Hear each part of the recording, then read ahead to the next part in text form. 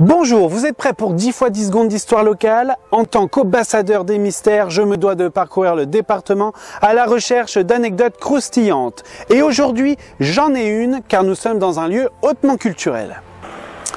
Bon là, je dois dire qu'on ne dirait pas, et pourtant c'était un refuge d'écrivains. Mais avant de parler de ce passage historique, je pense qu'il est nécessaire de vous parler du château d'Écourt, qui a fait les beaux jours de Saint-Julien. Sauf que la bâtisse étant trop fragilisée, elle fut totalement détruite en 1950.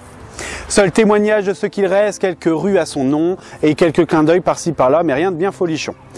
Donc comme je vous le disais, c'était un refuge à hauteur et on le doit à Jacques Raymond et son frère Nicolas, qui avaient déjà une réputation en tant qu'auteurs, mais surtout ils avaient la chance d'avoir un lieu magnifique, un parc de 40 hectares dessiné par le nôtre lui-même. Je pense que ce lieu ne devait pas laisser indifférent. Et c'est pourquoi Claude Perrault, architecte de la colonnade du Louvre, adorait ce lieu, et son frère Charles Perrault, le concepteur des contes de Perrault. Mais une certitude, c'est que La Fontaine a créé une fable ici même, c'est le chêne et le roseau.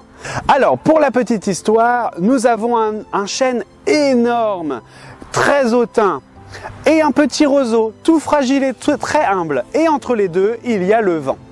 La morale est simple, ce n'est pas parce que nous avons une classe sociale bien plus haute que les autres que nous sommes différents face à la nature.